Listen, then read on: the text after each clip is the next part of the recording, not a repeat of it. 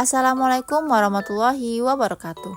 Halo Sobat IPA, perkenalkan kami dari kelompok 1 pada mata kuliah Kapita Selekta IPA SMP akan membahas soal-soal di jenjang SMP tentang fisika, listrik statis dan listrik dinamis, kemagnetan dan induksi elektromagnetik.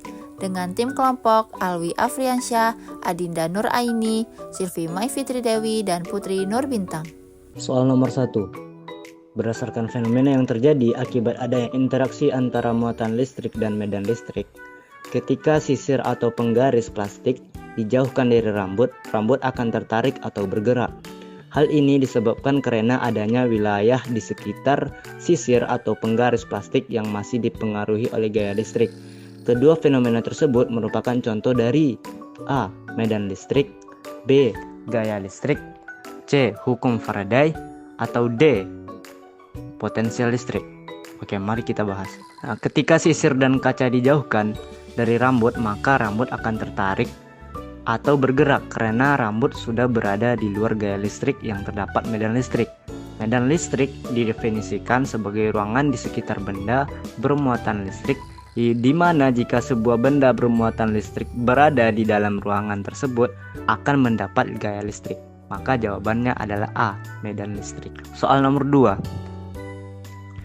Berdasarkan dari dua muatan listrik tersebut, masing-masing memiliki muatan sebesar 3 kali 10 pangkat min 6 kolom dan 6 kali 10 pangkat min 6 kolom, diletakkan pada jarak 0,5 meter satu sama lain. Hitunglah gaya elektrostatik yang terjadi antara kedua muatan tersebut dengan ketetapan konstanta kolom, yaitu K sama dengan 9 kali 10 pangkat 9 Newton meter pangkat 2 per kolom kuadrat. Jawaban yang A 0,86 Newton, B 0,486 Newton, atau C 0,72 Newton, D 0,648 Newton. Nah, mari kita bahas.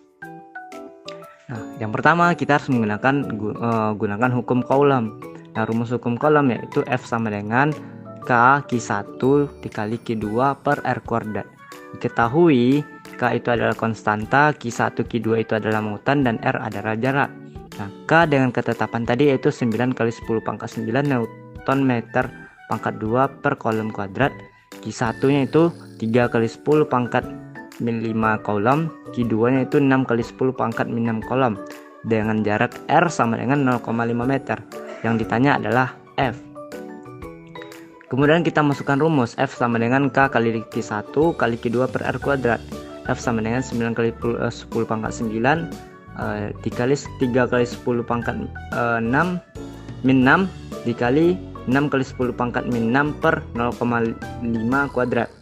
F sama dengan 9 kali 10 pangkat 9 dikali 18 kali 10 dari hasil yang di atas, setelah dikalikan itu 18 kali 10 pangkat min 12 per 0,5 itu kuadrat, hasilnya 0,25. Nah, sama dengan F sama dengan 9 kali 10 pangkat 9 dikali 72 kali 10 pangkat min 12. Hasilnya F 648 dikali 10 pangkat min 3. F sama dengan hasil akhirnya itu 0,648 Newton. Jadi jawabannya itu adalah D, 0,648 Newton. Soal nomor 3. Budi sedang melakukan percobaan sains di sekolah. Ia menghubungkan sebuah baterai dengan sebuah lampu menggunakan kabel tembaga. Saat rangkaian tertutup, lampu menyala terang. Benda yang dapat menghantarkan listrik disebut A. Konduktor, B. Isolator, C. Semikonduktor, D. Semua salah. Nah, mari kita bahas apa jawabannya. Benda yang dapat menghantarkan kalor dengan baik disebut konduktor, karena dalam benda konduktor partikel dapat bergerak lebih bebas dibandingkan partikel pada benda isolator, yakni benda yang tidak dapat menghantarkan kalor dengan baik. Konduktor adalah bahan atau material yang memungkinkan aliran listrik melewatinya dengan mudah. Hal ini dikarenakan konduktor memiliki elektron bebas yang dapat bergerak dengan bebas di dalam materialnya. Jadi jawabannya adalah A, konduktor. Soal nomor 4. Dalam 2 menit pada penghantar listrik mengalir muatan sebesar 42 kolom. Nah, kuat arus yang mengalir pada penghantar tersebut adalah A. 0,5 mA, B. 21 mA, C. 350 mA, atau D. 21 ampere. Itu kita bahas. Diketahui waktu itu disimulkan dengan T sama dengan 2 menit, kita jadikan detik jadi 120 detik. Muatan listrik itu Q sama dengan 42 kolom. Yang ditanya adalah kuat arus listrik I-nya. Nah, untuk rumus kuat arus listrik dapat dihitung dengan rumus I sama dengan Q per T, di mana I adalah kuat arus dengan satuan ampere dan Q adalah muatan listrik dengan satuan kolom, T adalah waktu dengan satuan sekon. Nah, penyelesaian, kita masukkan nilai-nilai yang diketahui dengan rumus. Kita langsung masukkan, itu I sama dengan Q per T, yaitu I sama dengan 42 kolom per 120 sekon. Jadi langsung dibagi, hasilnya itu 0,35 ampere. Jadi kuat arus listrik yang mengalir pada pengantar tersebut adalah 0,35 ampere, yaitu jawabannya adalah jadi kesimpulan di jawaban itu tidak ada 0,35, jadi kita kembalikan lagi ke 35 ampere itu jadikan miliampere. Jadi kuat arus listrik yang mengalir pada perahan tersebut 0,35 ampere jadikan miliampere, yaitu jadi 350 miliampere. Itu jawabannya C. Nomor 5. Jika sebuah magnet batang dipotong menjadi dua, maka potongan-potongan magnet tersebut yang tidak benar adalah A. Bersifat magnet, B. Memiliki dua kutub, C. Memiliki kutub utara dan selatan, atau D. Hanya memiliki kutub utara saja. Mari kita bahas. Nah, jawabannya adalah D. Kenapa? Nah, ketika sebuah magnet batang dipotong menjadi dua bagian, setiap potongan yang dihasilkan akan tetap memiliki sifat kemagnetan. Artinya, setiap potongan akan menjadi magnet baru yang lengkap dengan dua kutub, yaitu kutub utara dan kutub selatan. Nah, opsi D adalah opsi D itu salah dikarenakan setiap magnet memiliki dua kutub. Ini adalah sifat dasar dari magnet. Tidak peduli seberapa kecil batang magnet yang kita potong, ia akan selalu memiliki pasangan kutub utara dan kutub selatan. Soal nomor 6. Sebuah mobil mainan anak menggunakan baterai 8 volt. Di dalam mainan tersebut terdapat kumparan yang berputar di antara dua magnet. Ketika mainan dihidupkan, konsep fisika yang diterapkan pada mainan tersebut adalah A. Rangkaian arus DC, B. Induksi magnetik, C. Rangkaian magnetik, D. Imbas elektromagnetik. Ayo, mari kita bahas. Jawabannya adalah B. Induksi magnetik. Kenapa?